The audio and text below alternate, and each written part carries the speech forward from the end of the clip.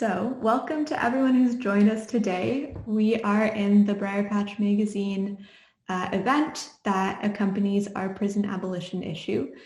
This is the listening party to recording. So, welcome to everyone who's joined us today. We are in the Briarpatch Magazine event that accompanies our prison abolition issue. This is the listening party to recordings from the writers who are part of that issue, and also we'll be doing a reflective writing exercise. I'm so happy to have you joining us here today, and I'm so excited for you to hear the really powerful words of the writers in that issue. So I'm Sana, your MC for folks who weren't here a minute ago. I am Briarpatch's editor. A little visual description for folks who are joining us just by audio. I am a young brown woman with short black hair. I'm wearing round glasses, a striped sweater, and I'm in an office with white cabinets behind me. I'm also right now in Toronto, which is dish with one spoon territory. These are also the lands of the Mississaugas of the Credit, the Anishinaabeg, the Chippewa, the Haudenosaunee, and the Wendat. I'm so grateful to be living on and visiting these lands right now. Part of that gratitude includes a commitment to anti-colonialism, to Indigenous sovereignty, and to returning this land to the jurisdiction of the Indigenous peoples who have always lived on this land since time immemorial. So I'm going to do a little bit of an introduction of the Briarpatch prison abolition issue and the people who made it. Then I'm going to talk about the schedule for the event and, do a little bit of housekeeping stuff and logistics before we actually get into it, because I can see that people are still filtering into the waiting room. So we don't want anyone to miss the recordings themselves. So most of you know that this event is an accompaniment to Briarpatch's prison abolition issue, which we published in September of 2021, so just a few months ago. This event has been in the works since we published that issue. It took a while to come together because corresponding with prisoners takes a long time. Prisons try to make it as difficult as possible to correspond with prisoners, and we wanted to make sure that we were doing it right and giving as many people the opportunity to participate. Briarpatch's prison abolition issue, for those who are not familiar, is an issue that we published that included writing about prison abolition by incarcerated writers from across Turtle Island, so both here in so-called Canada and then also in south of the border in the US. And we thought it was really important to foreground the voices of prisoners in that issue because lots and lots of people are being introduced over the last couple of years to the concept of prison abolition. And we think that the most powerful and the most effective way to do political education and to help folks understand what conditions prisoners are actually facing and what it'll take to build societies and communities that are founded on care rather than punishment all of that means hearing from prisoners themselves. So that's what the prison abolition issue aimed at. It was made by a collective of editors. I was one of them. And those editors came from a few different groups. One of those groups was Briarpatch, the magazine itself. So Briarpatch is a magazine that's been going for nearly 50 years now, based in Treaty 4 territory in Regina, Saskatchewan. And Briarpatch reports on social movements and grassroots politics across the lands that we currently know as Canada. The other folks who helped us make the issue, there was a big collective of editors who helped to pull it off. Some of them were from the Inreach Collective, which is a group of abolitionists that came together around the 2020 Toronto Abolition Convergence that was postponed because of COVID, and we kind of channeled some of that energy into the prison abolition issue. And also Freelance Free Peoples, which is an Indigenous-led group that organizes for and with prisoners on the prairies. So The event that we have today contains a few different components. I'm going to lay them out so people know what they're getting into. First, we're going to have a talk from Ann Hansen, who is a former prisoner, an author, who has been a prison abolitionist for like over 40 years. She's going to talk about the long struggle for prison abolition and specifically about the organizing of the Kinston Prison for Women Memorial Collective. That talk will be about maybe 10 or 15 minutes. After that, we're going to play the recordings of writers who were featured in Briarpatch's Prison Abolition Issue. We've sort of strung them together back to back. Those recordings altogether are around 35 minutes long. And then after that, we're going to be encouraging you to reflect on a couple of questions while you listen to those recordings, and then inviting you to write down those reflections and choose if you want to send them to one or more or all of the writers that you heard from today. And we're doing this because a lot of the time prisoners feel like they're shouting into a void. They put out work and there's very little opportunity for a response, for feedback, for involvement in creative and political communities. All of those avenues are deliberately severed, all of those deliberately cut off by prisons themselves that don't want prisoners to be able to build those kind of connections and participate in those kind of communities. So this is our attempt at reestablishing some of those ties, building communities with prisoners, and letting them know exactly how important it is to us to hear from them. That writing exercise at the end is optional. We really strongly encourage it because of the reasons that I just mentioned, but you're also welcome to not participate or leave after the recording itself. My other heads up for this event is that listening to the recordings themselves can be quite intense. Some of that intensity is that the recordings can be heavy. Prisons themselves cause a lot of trauma to the people inside of them. And in Briarpatch's Prison Abolition Issue, the writers wrote very frankly about what goes on inside of prisons. And that can be difficult to hear. And so we encourage you to take care of yourself, step away if you need to, do whatever feels good to you to keep yourself well during this event.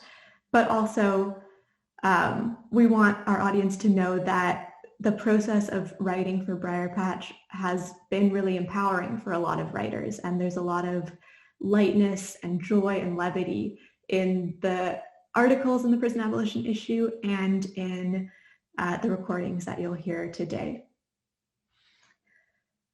So I see that we have a whole bunch of people who have joined, a few still trickling in, but I'm gonna get started with the main programming of the event in the interest of time. And I'm gonna do that by introducing our first speaker, who's Ann Hansen. And if you can turn your video on right now. So Ann has written 2 books about her experiences as an urban guerrilla and a prisoner since she was released on full parole after spending 7 years in the now closed Kinston Prison for Women. In her words, there is no group of people on this planet that are more invisible than prisoners, and nothing can help us to see them better than having access to their writing, which means, in Canada, constantly fighting to have their charter right to freedom of expression honored. I'm so excited to have Ann speak to us today. She's such a badass and has been an abolitionist for longer than I've been alive. And I think you're going to really enjoy listening to her talk. So I'm going to hand it over to her right now. Take it away, Ann. Hi. First of all, I'm in Kinston, so I want to recognize that we are and have been occupying the traditional homeland of the Anishinaabe, Haudenosaunee, and the Huron-Wendat. We also want to confirm, or I want to confirm, that our work today is only a small step on our path towards becoming accomplices in the struggle to return their homeland and learn from their stewardship of the land. I'm presently involved with the Prison for Women Memorial Collective, which is a group of ex-prisoners who decided that we wanted to see if we couldn't get a memorial garden for the women who died in not just the prison for women, but all federal prisons in Canada. It's very important to us that this memorial garden not be interpreted as a signal that now that the prison for women is closed, that all the atrocities that occurred in prison for women are over. Because I do not know one woman who is in P4W and has also been in one of the so-called new federal prisons for women in Canada who believes they are a new and improved version. They are not. They are worse. But that is a topic for another day unless you want to ask questions at the end. The prison for women was closed in 2000 after the Louise Arbour report recommended closing it down in order to build 6 new federal prisons for women in each region of the country, including a so-called healing lodge in Manitoba. The Louise Arbour report had passed the 50th mark in terms of commissions and inquiries that had recommended the closure of the prison for women since it first opened in 1935. These new prisons would be regionally located so families could visit their loved ones, be more women and Indigenous centered, more job skills training and counseling. Now this 10-minute talk could be completely consumed by me going over each of the above aspirations in order to show how the CSC in a very short time had the women's prisons headed in the direction of all other prisons, security first, invisibility second, while still making money off the women's labor. Considering how many issues we could have focused on as a group of ex-prisoners, we chose the memorial garden and then added a gallery in our ask because when the prison for women closed, it had been designated a National Historic Heritage Site. And so this was a time and place for the garden and gallery. Queen's University had bought it in 2007 to hold their archives, but it was too damp. It needed too much renovation. So then it was sold to the Doorncamps, a large construction company, in 2018 to be converted into an 8-acre luxury condo development. We wanted the gardens that family and friends could honor and remember their loved ones, but we felt we needed a gallery in order to put their lives and deaths into a context in which people could learn more about how colonialism, racism, sexism, and capitalism contribute to the criminalization of people who are not white, not men, and not rich. We did not want their deaths to go unnoticed. We did not want them to die in vain. These women had been invisible and lived with crippling stigma their entire lives. Each one of us in the P4W Memorial Collective had intimately known many of the women who had died in P4W. We knew them as friends, mothers, grandmothers, aunties, sisters, wives, and lovers. We met the developers and reps from the city of Kinston in 2018 after a lot of agitating just to get a commitment from the developer that they would give us a small piece of land at the front of the prison for a memorial garden. This ask should have been easy because the prison had been designated, like I said, a National Historic Heritage Site. Although we got a verbal commitment, it took 2 more years of petitions, articles, social media organizing to finally just get a second meeting in 2020. To this day, we still have nothing in writing. At our second meeting, with some city reps present, we argued again for the garden and gallery. The developer and city had already agreed that the important heritage features of the prison were the view, considered an intangible heritage feature, meaning an unobstructed view of the historic Portsmouth Harbor and Village from the 10-story luxury high-rises which were going to be built. And 2, the unique cell locking mechanisms that are no longer in use. These were the important heritage features that the city and developers considered had to be honored. An unobstructed view of the harbor and the cell door locking mechanisms. You would think this was some kind of a dark comedy movie. In a previous meeting with only 2 of us ex-prisoners, the developer had given us a memorandum of understanding to sign. This was to be the precursor to a definitive legal agreement, a contract that would make us the owners of a 1,600 square foot garden space. But they also made 2 other stipulations that were outlined in a sentence each. 1, no gallery. 2, no names of the prisoners who died or any other mention of them.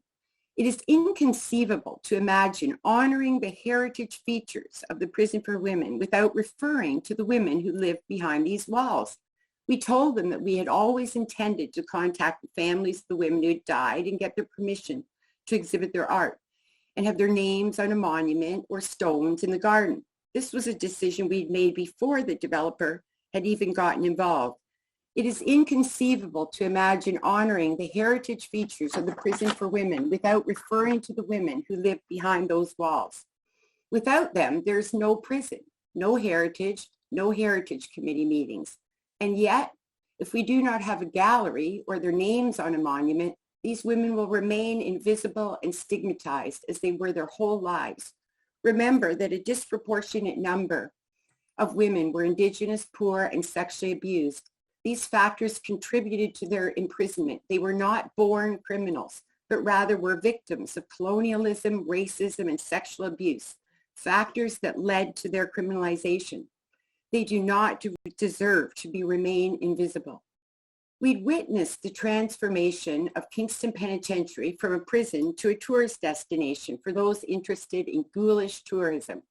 The tour guides were retired guards, and the anecdotes were about spectacular prison breaks or other spectacular violence.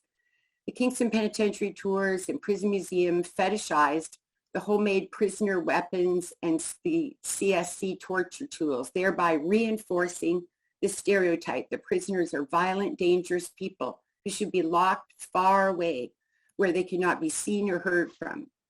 The developer and the city bureaucrats have written repeatedly of how important it is to get rid of the stigmatization of the P4W compound in order to develop it for luxury condos. Again, in my opinion, it is like a dark comedy in some weird way. Of course, this is where the paradox or contradiction arises. The developer and some city bureaucrats see the prison as a stigma or deterrent to people wanting to live in, as they call it, Union Park. Yet they have to honor the heritage features in order to have it rezoned and meet the minimum standards of being a National Historic Site. They're caught between a rock and a hard place, and yet despite us providing them with a life jacket, metaphorically speaking, they don't hear us.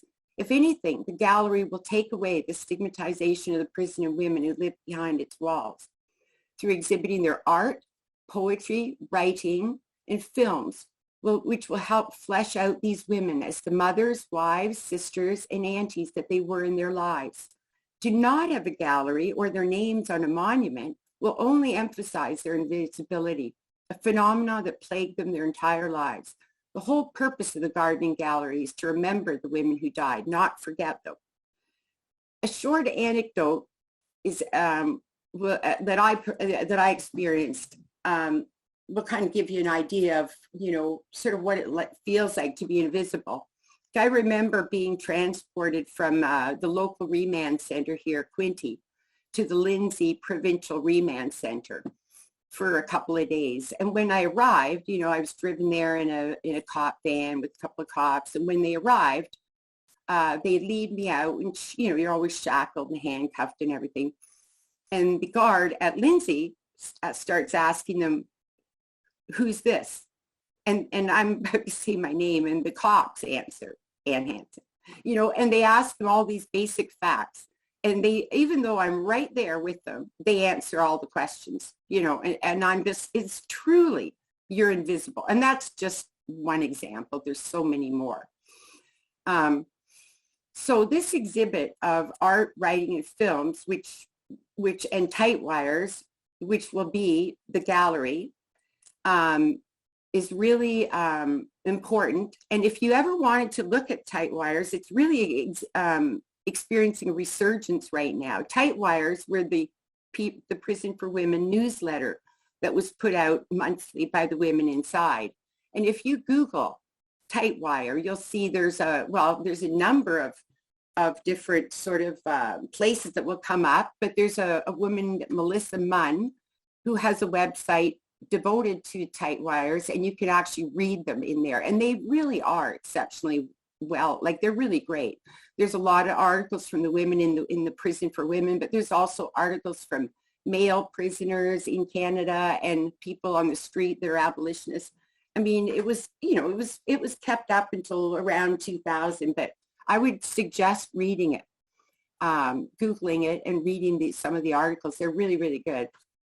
And the exhibits that we plan on having in the gallery will be positive and creative and will be of interest to people from all walks of life.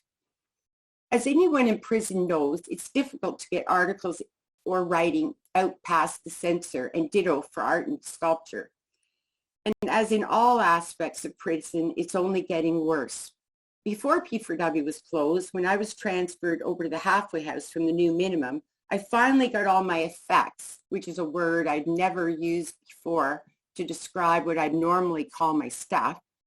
But not surprisingly, there was about, I'm not exaggerating here because I was in for quite a while, there were about half a van full of boxes of magazines, books, and pamphlets that I'd never seen and never even been told I'd received. They were all perfectly legal. I mean, I'm sure Briarpatch's abolition edition, if it was back in that day, even today, I would be surprised if it reaches women or men in prison. But they were, like I said, they were all perfectly legal.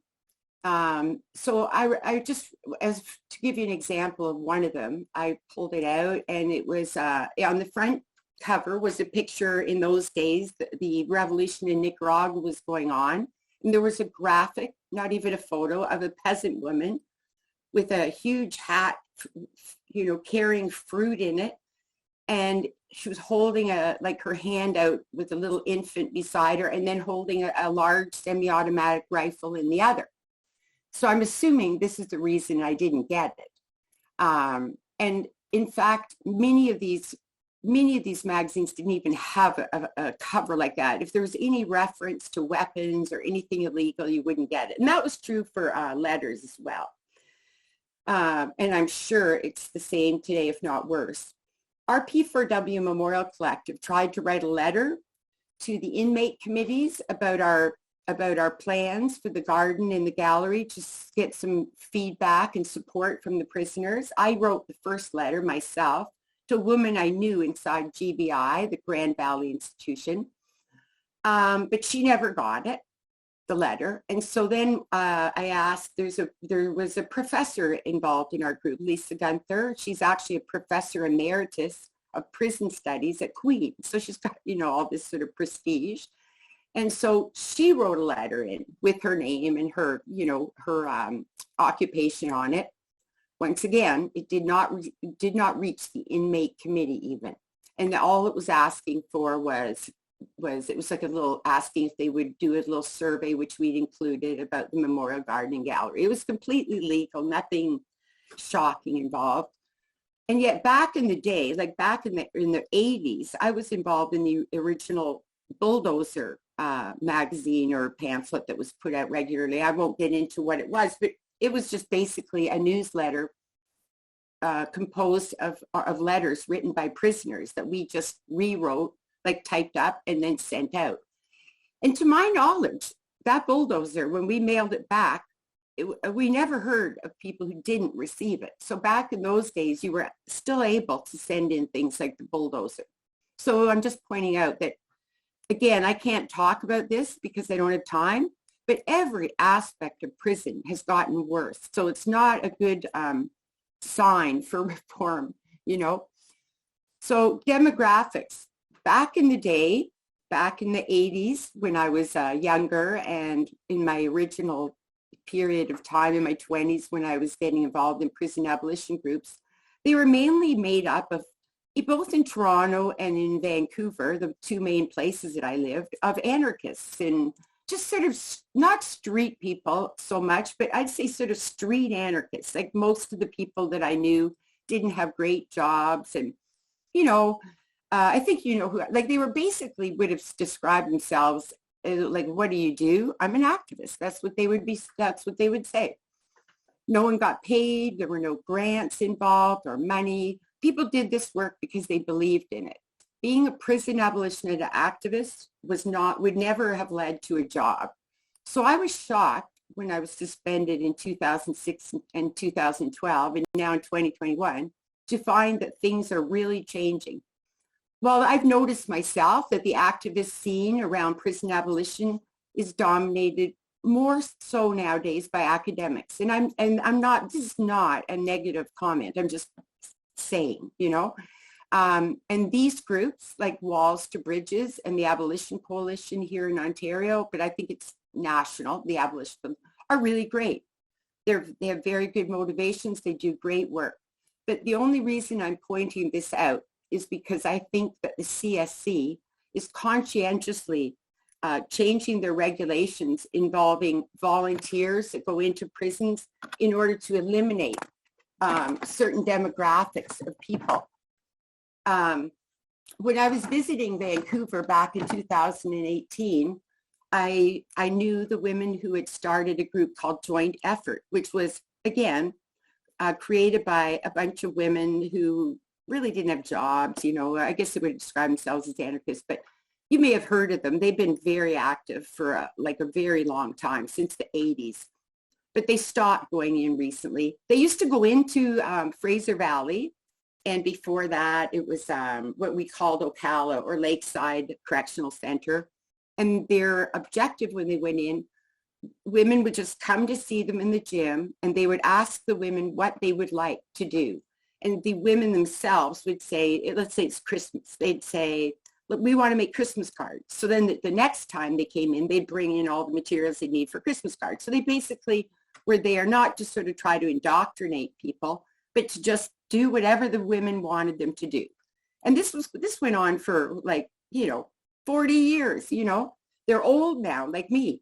So while I was there, Phyllis described to me the changes that have occurred in the requirements for volunteers to go into a prison.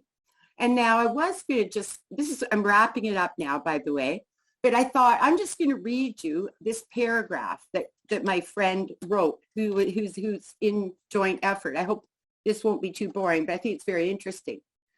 She says, Joint Effort is not going in to prisons anymore because of the new enhanced clearance that they're making volunteers submit to. They have classified women prisoners as a, quote, vulnerable sector. So you now need the same level of security clearance that you would need if you have access to state secrets, sensitive government materials, intelligence, or assets, or are in a position of authority over someone who's dependent on you. But I believe that the clearance they wanted to run is something called reliability status.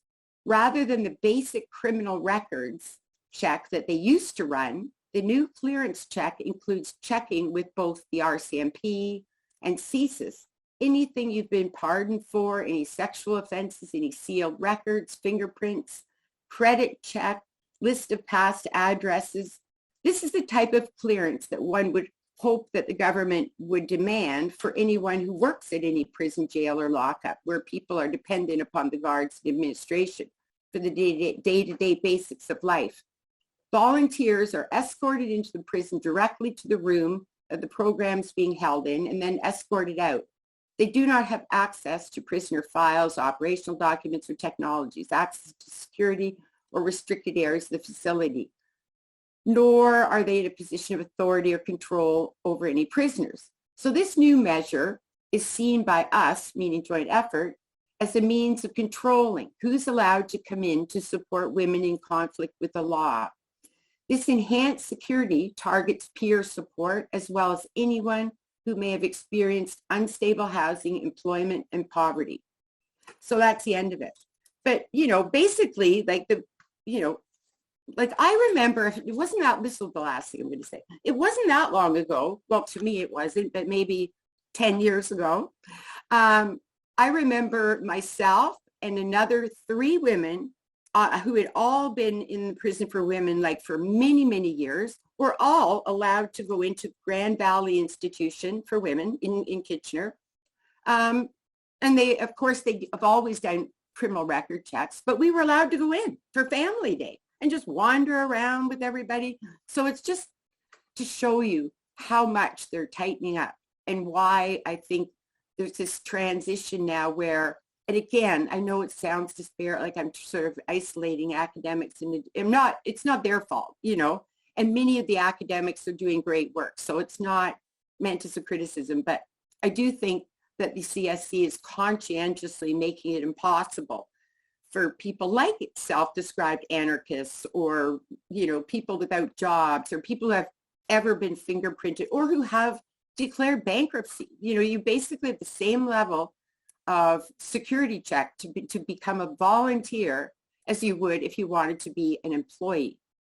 So I think that's all I have to say, and just keep on writing, women and men who are inside, because we really want to hear from you. You are the horse's mouth, as they say.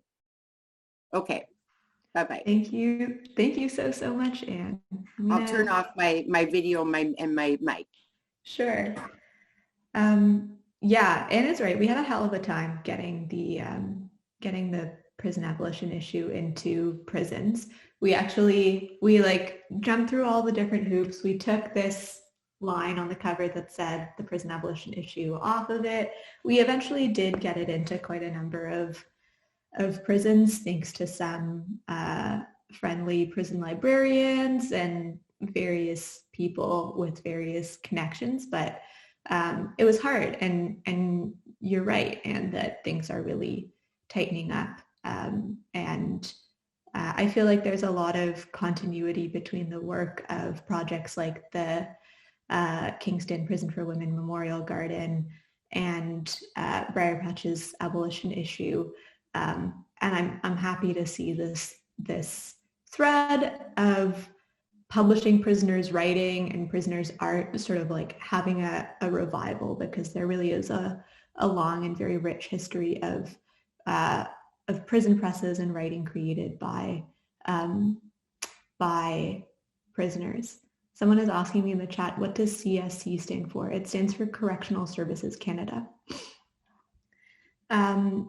I also want to mention that the way that we, the Prison Abolition Issue Collective, got connected to Anne is through Certain Days, which is Certain Days, the Freedom for Political Prisoners calendar. It's a calendar that's made by political prisoners in conjunction with outside organizers, and it comes out every year, and it's used as something to fundraise for political prisoners and various other grassroots causes. And it's a really beautiful calendar. It's full of radical writing and art. I've contributed to it in the past. I think Anne has as well. It has very much a similar ethos to the prison abolition issue. Briarpatch actually partners with Certain Days every single year to put on a holiday offer. So if you are interested in that, you should definitely check out Certain Days. And I'm going to throw the links into the chat.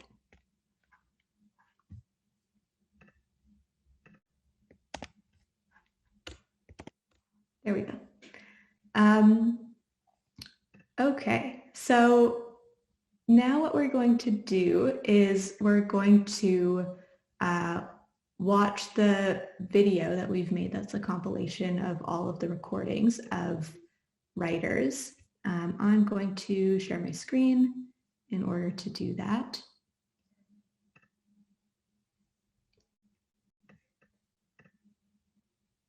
Okay, so what we're going to be doing now is watching the video that contains the writers either reading excerpts of their prose or their poetry that was published in Briarpatch, or sharing their thoughts on their writing or their writing process. So that video is about 35 minutes long. The recordings are separated by brief pauses to allow you, the audience, to reflect. And after we listen to the recordings, we're going to have a 5-minute intermission just to help people kind of decompress and think about what they've just heard, and also get a snack, donate to the Toronto Prisoners' Rights Fund project, and also to start thinking about these reflection questions that I have up on the screen right now. So we encourage you to jot down your reflections on the recordings while you listen and in the intermission afterwards. If you can, take a note of the name of the writer that you want to send a reflection to.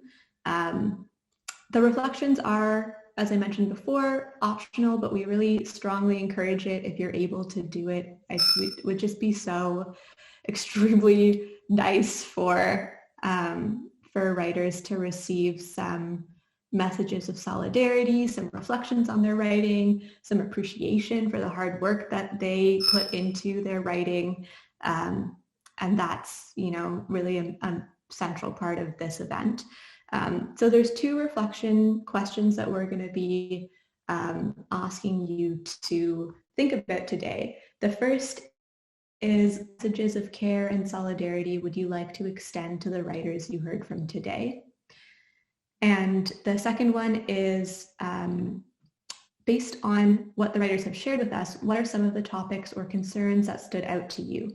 Why were these topics meaningful to you, and what would you like to say to the writers in response? So they're quite broad questions. You can start thinking about them while you listen to the recordings. After the recordings and after the 5-minute intermission, editorial collective member Nancy is going to come on and hold a little bit of space and help folks reflect on these questions.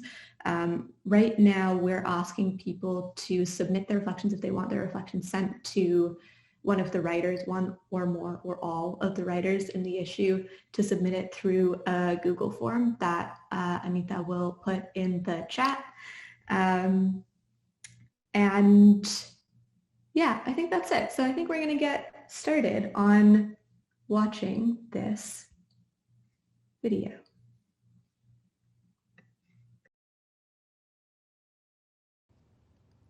The first recording is by Cory Charles Cardinal. Cory was a Cree poet, spoken word artist, and prisoner justice advocate. On June 9th, he passed away from a drug overdose 2 months after his release from the Saskatoon Provincial Correctional Centre. We remember Cory with deep sadness, with anger at the vicious colonial and carceral systems that took his life, and with gratitude for the work he gifted to us. While Cory contributed to the prison abolition issue, this recording is of him reading out an earlier article he wrote for Briarpatch in January 2021 as the organizer of a prisoner hunger strike in response to the Saskatchewan government's gross indifference to the well-being of prisoners during COVID-19.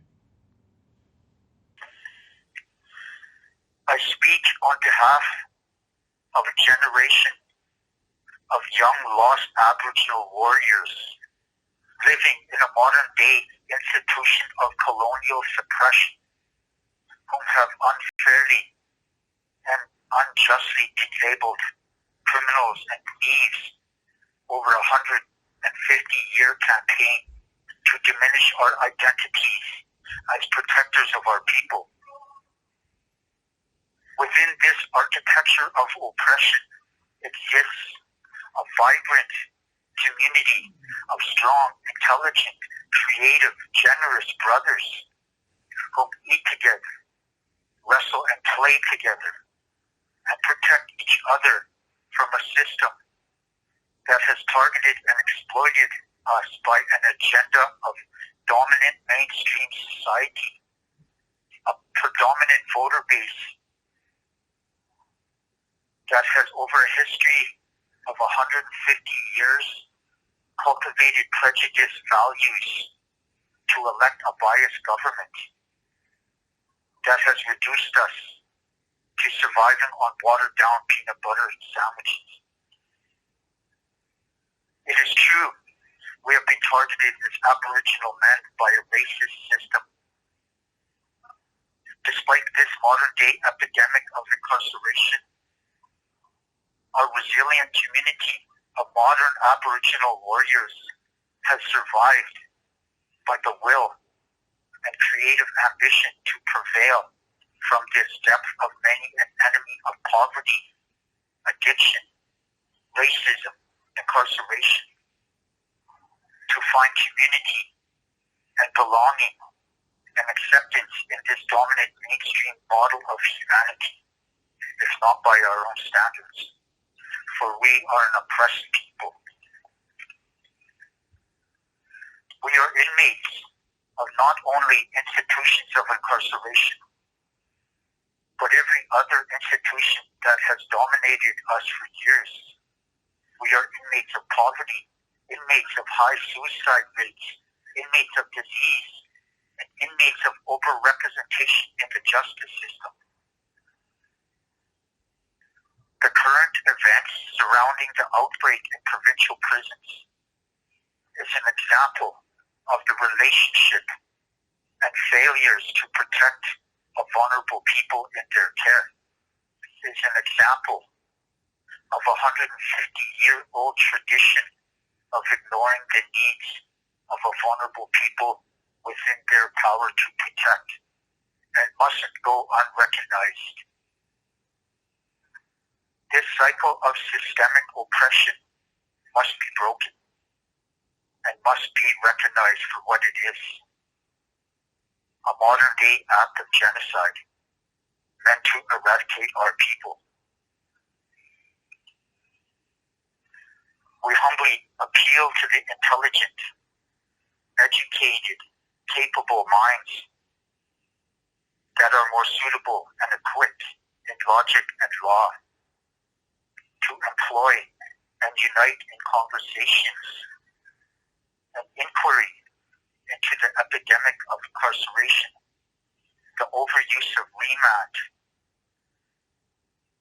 the overrepresentation of dangerous offender hearings of Aboriginals, to form a defense against the systemic oppression that has tortured our dignity and lives as a vulnerable people. Please include us in your model of humanity.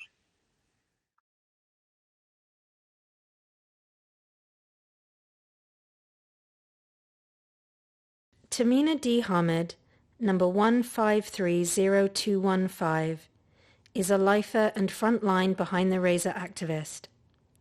She is white, native Indian, and Pakistani, and her Muslim heritage is important to her. She says, "I am not a quitter. I'm here for the good fight for all." Tamina's piece is read by her BFF, Sheila King Stone. COVID and Sexism in a Woman's Prison by Tamina D. Hamid. My name is Tamina Hamid. I've done 15 years on a capital aggravated life sentence in Texas, and I have 15 more to go. Texas prisons are made for men. The jobs, training, clothes, and parole are all designed for men. Take, for example, the Texas 7. In 2000, 7 male inmates broke out of a Texas prison. They had all been classified as trustees, prisoners who were given special privileges and responsibilities for good behavior. After their escape, the rules around classification changed for everyone, even though no woman took part of the escape. Women do not get nearly the same job opportunities that men do. I've not made priority for schooling of any type, and I have to work twice as hard to get the privilege of a good job. What's a good job? Well, for women, there's not much. Maybe a maintenance job or, that's about it. I can barely get a job that will give me on-the-job training, which would let me earn a technical certificate while on a work assignment. I currently work as a bar screen operator, where I rake trash in an open sewage system. Where is that sewage disposal trainee really going to take me? I do not earn good time or work time, hours of work and good time behavior that count toward parole, but it matters what your classification is. If you currently or previously have an aggravated charge like I do, you get neither good time nor work time. Women are defeminized in prison. We are not allowed to have clothes that fit tight or wear too much makeup or glitter. Officers tell us not to do our hair. We are made to wear men's clothes and shoes. Commissary has few items that are girly or have feminine scents. Women have few cell phones or drugs. But you know what the girls love? Eyeshadow. Oh my goodness, lock it down. In prison, women do not have contraband cell phones like the men.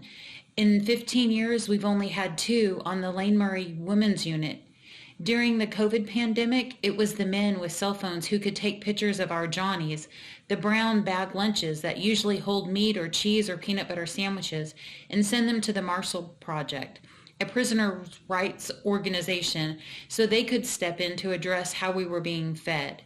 They did let the outside know about the abuse we face and the poor quality and quantity of our food during the COVID lockdown. Prison is a lonely place, but being a woman inside makes it even lonelier. I don't have children to miss, and I'm not close to my family. Being a woman in the Texas Department of Criminal Justice without the opportunity to get the training and job opportunities that men do feels degrading and sexist. We watch the world empower women, but behind the razor wire, we have no power to fight for ourselves. This is not just because it's a man's world here, but also because women turn on each other. We cannot find common ground. We don't know how to unify. When I fight for more job training opportunities, classes, and programs, I often wonder if I am fighting for those of us that are staying here or for those being released. Is it even worth the fight for those being released? But then again, isn't that the point of giving us women a fighting chance? We have no voice. When we file grievances, they are ignored by the unit. When they are escalated, the higher-ups ignore protocol, procedures, rules, and footage. No evidence is what they like to say when we file grievances. I am one of the women who have been fighting for change. I've been retaliated against and blackballed. I still keep going. Being in prison has given me PTSD, anxiety, and deep depression. Then the COVID pandemic struck. Now we've done over a year of COVID lockdown. The pandemic was slow to hit TDCJ. At first, no one was taking it seriously. Then we got lockdowns. We were told to remain in our cubicles or locked in cells 24 hours a day.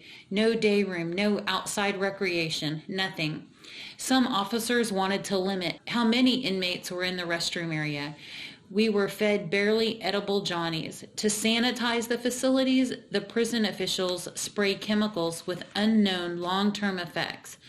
Only TDCJ thinks keeping us locked down in our cubicles is social distancing. We live on top of each other, even when locked down. Because of COVID, there is no recreation, no socialization, no visits. We are cut off from our families. The little bit of life we were allowed in here has been taken from us.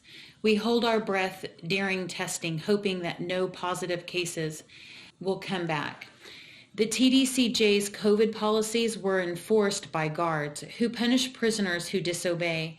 I was harassed and threatened for putting lotion on my face while not wearing a mask. I grieved it to no avail. Policy is ignored because I am an inmate. Every day I wake up with anxiety about who our officer will be. Are we getting a hater or not? Will the rules change today? What will TDCJ take from me today? They have taken away on-the-job training positions, dryer operator, support service inmate janitor, counter attendant, and more. These changes may not be significant to anyone but us, but women have struggled to get what little we have in here. Every day I deal with officer abuse of their authority. Every day is something new. One day they want to take disposable masks away from everyone who has them. The next day they take all the homemade masks. I know they don't wash our mask daily, but not wearing one is dangerous. Shouldn't the officers be happy we're wearing them? COVID has produced a lot of different opinions in here. Some believe in it, some don't. That's officers and inmates alike. There are officers who don't wear masks around each other, but they act like we are diseased. They brought it into us. They love to threaten us, but they don't follow policy themselves. I documented the fact that officers weren't wearing masks or other PPE, and I have filed grievances about it. I was called to the warden's office and told I should have told ranking officers instead of filing a grievance with the ombudsman. COVID has strained our mental health. We have become hoarders of food and soap. We are short-tempered. We have gone without mental or physical exercise due to being confined to our cubicles or cells. No games inside or out. The TDCJ has crowded us in here. In my pod, there are 102 of us. 18 tables that used to seat 4 are now 1 per table. I personally have to save my own mental health. I started working out and I made my own weights. TDCJ did not and does not care about my mental health during this pandemic, so I struggle with anxiety and depression all on my own.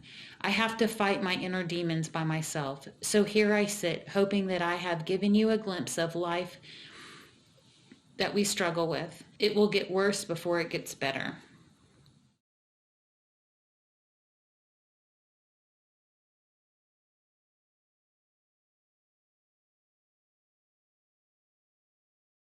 Ojore McKinnon is an innocent man who has been stranded on California death row for over 20 years. He is currently without legal representation and is seeking qualified counsel. Donations and advocates are welcome. Visit freeojore.com to learn more about how to get involved or sign the petition. Good day to everyone listening. My name is Cardinal Ojore McKinnon, and I'm coming to you from California's death row at San Quentin State Prison, where I have been unjustly stranded and languishing for the past 2 decades, fighting for my life, justice, and freedom. As an innocent man, every day is a matter of sink or swim, or conform to being institutionalized, or rise above it. I choose to swim and rise above my unjust predicament. How do I achieve this? By staying productive and creative. The poem, "To Sail," I will be reading for you today, lays out how I endure the sail, using it as a chrysalis to transform into a butterfly, giving my mind, thoughts, and actions wings.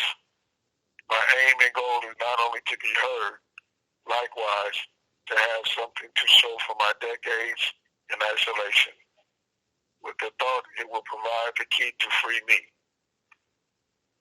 The sail. The sail, my cage, my hole, my box, my darkness, in the belly of the 13th Amendment. The sail, my haven, my privacy, my solitude, upon being locked in. The sail, my cave, my revelation, write, read. The sail, my Bodhi tree, my enlightenment that inspired purpose and consciousness. The sail, my generating ability, my growth, my productivity, my empowerment for justice, life, and freedom. The sail, my university, my classroom, my lab, my art studio, and realization I'm forever a student. The sail, my living room, my kitchen, my bedroom, my bathroom. The sail, my business, my office, my harnessed, ambitious spirit. The sail, my incarceration, my isolation, my sensory deprivation to instill penance. The sail, never my home, never my house, just a sail, like every other sail. I close by giving thanks to AbolitionTO and Briarpatch Magazine for this opportunity, and to you for your ears. I appreciate you all. I encourage everyone to purchase my poetry books, Tribulations of a Ghetto Kid and Take Me to Heart, at Amazon.com, and link to freeojore.com to learn more about me and my unjust conviction. That's freeojore.com. I say, we say, free Ojore.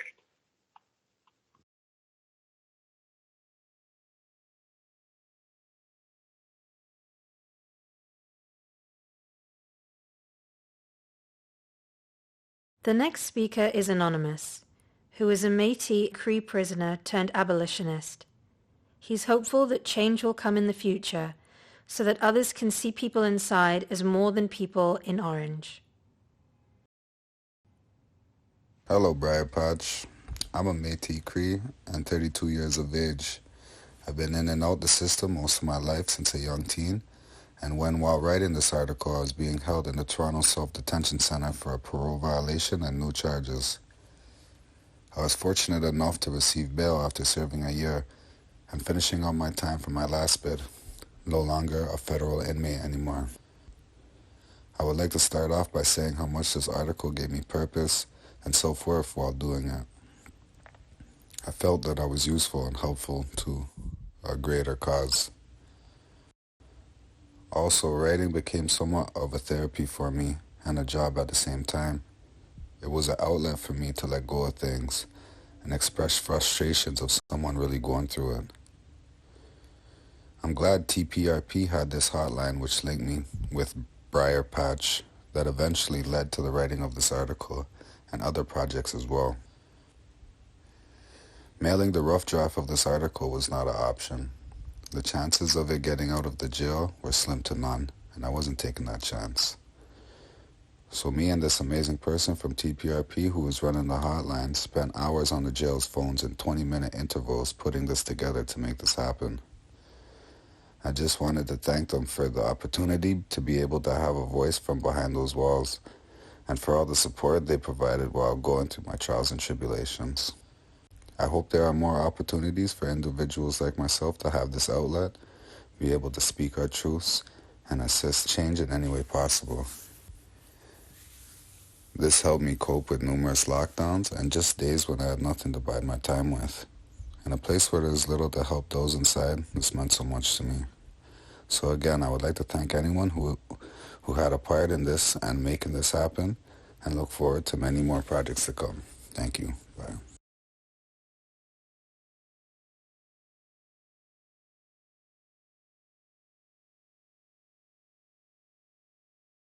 The next speaker is Jessie Milo. Jessie is incarcerated in California.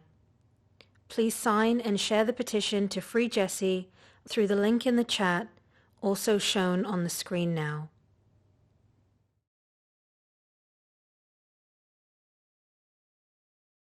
Hello, this is Jessie Milo, prison number P as in Paul 40495. I'm the author of the article in Briarpatch titled Hurt People, Hurt People. I'm calling today from the California Department of Corrections. And first of all, I'd like to thank you all for being innovative thinkers and daring to envision a better world, and for caring about incarcerated people like me who are often forgotten. 20 years ago, at the age of 22, I was sentenced to die here. And I've often said to myself, late at night as I lay in bed, that there has to be a better way. Or was I born into this world just to die in jail? I want you to know that I was no saint growing up. I was raised by people who would stab you and rob you. And even with our dysfunctional past, I love them with every part of me.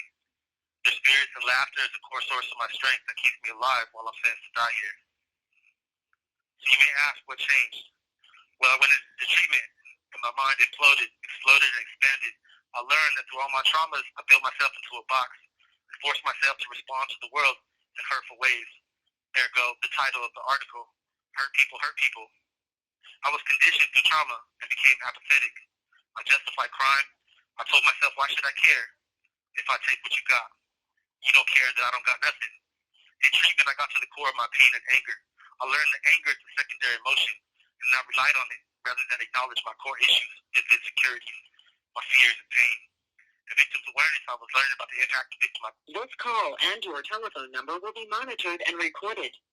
And I learned that when I was little and my family members were murdered or I witnessed abuse, that I was a victim. And that was weird for me because I never considered myself a victim. And when I allowed myself to feel the pain and hurt from when I was a little boy, I was able to let go of the resentments and blame I had for myself about what other people did.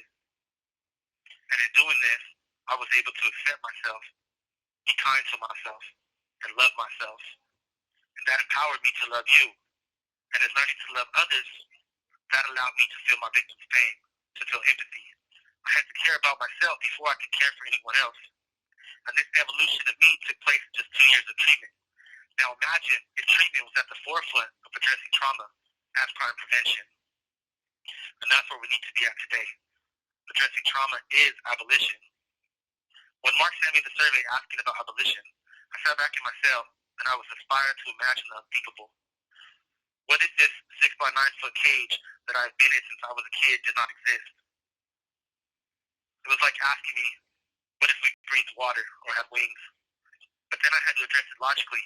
In order for crime to happen, there's first a breakdown in the community, a need that isn't being met. Mental health treatment, trauma, food, shelter, jobs, or guidance. And sometimes when we look at a project, we have to view it from an angle that's easier for us to process. So instead of imagining how to fix the whole world at once, I had to ask, what would have helped in my house? I had to process it in terms I could grasp. The core crime in my house was trauma and addiction to drugs. So if my family got treatment instead of prison, health instead of stigma, then statistically, I would have been less likely to go to jail and commit crime. And if I had been less likely to go to jail, then my little brother would have been less likely to go to jail. And all my friends and all the kids I influenced by my life of crime would have not been influenced. And if they in turn would have been less likely to commit crime. And that's crime reduction over one generation. Imagine what it would look like after 3 generations. Therefore, by treating the core of crime, abolition will be a byproduct of a healed society, a society where we care for each other. Now, I'm not saying that some people won't need to be put somewhere in treatment for the safety of others, but that somewhere should be a humane place, a place of healing, so that someday even they can return to society. Yesterday, I called my friend and I asked her if she read the article in Briarpatch. My friend said, yeah, and I disagree with you. I agree with it for you, that you should be let out, and that you shouldn't be there, Jessie. So later in my cell, I got to thinking, this is the crux of the problem. We need to be able to see other people's sons and sisters as our own. And maybe then our hearts and minds will open to new possibilities of a world without prisons, a world where redemption and compassion is king. And the fact that we're even having this discussion, the fact that Briarpatch exists, and that all of you care enough to listen and include me, and that Carol's taking the time out to record this message, that inspires my soul. It gives me hope. Hope not just for a better tomorrow, but a better now. Because all of you, all of us exist now. So to the Briarpatch community, I thank you. And someday I hope to meet you all. And if you ever want to do something for me, post these words so everybody can see. Free Jessie Milo.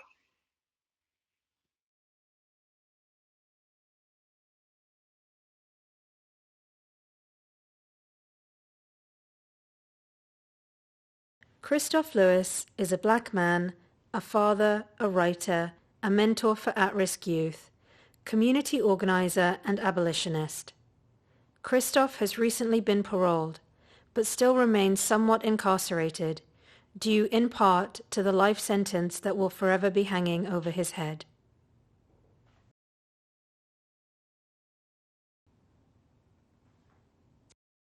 So, why I decided to write the Briarpatch piece.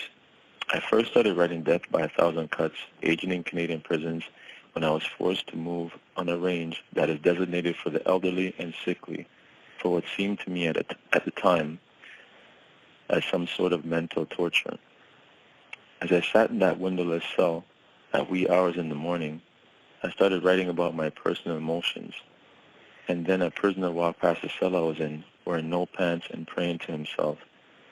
I realized then and there that maybe I should be writing this piece about those that have no voice and are too ill in order to stand up for themselves, even if they wanted to. The narrative of my piece shifted in that moment and became what it is now. The writing process for me as a prisoner can prove somewhat stressful, yet therapeutic at times. It's a truly complicated process. On one hand, I have to be mindful of the inevitable scrutiny and backlash I will be faced with for whistleblowing about the inner working of the Canadian carceral system. For me, there's also the trauma attached to writing about painful ordeals that causes me to vividly relive them. I'll be publishing a piece on my blog, freedomsamus.net, in the near future that will have an excerpt directly from my correctional file that will clearly illustrate how CFC depicts those like me who speak up about their cruel and inhumane treatment of prisoners. Then on the other hand, Writing about these issues can be therapeutic because writing is a way for me to vent instead of internalizing the pain. Essentially, writing has become a stress reliever for me in a cathartic type of way. Then there is the editing process. I get attached to my written work more than anything. I remember back in the days when I wrote music, I could change the words to a rhyme if it didn't flow with the beat. These days I find that I have become much more attached to what I write, especially when it comes to writing articles and other pieces. When an editor asks me to cut a sentence or a word from my work, I tend to get a little possessive, which can sometimes hinder the process. Nevertheless, being able to go back and forth with the Briarpatch editors via my friend and colleague gave me much needed solace. In the end, my apprehensions regarding how the final edit would flow subsided when I received a physical copy of the magazine and read it by myself. I was thrilled with the finished product, to say the least. It's one thing to publish a piece in a magazine as a person living in the free world.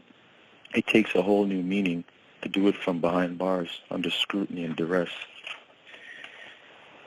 Either way, I want to send a special thanks and respect to my friend, colleague, and editor, Ray Cash Walters, for being a patient liaison between me and the Briarpatch team.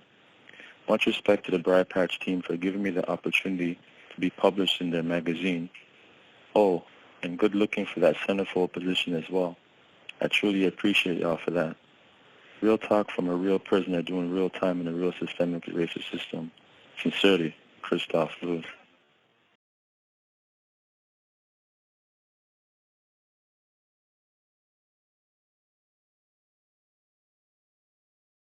The last speaker is Trenton Thompkins, a former inmate at SCI Fayette and a voracious reader. Trenton plans to travel the world, finding love and adventure.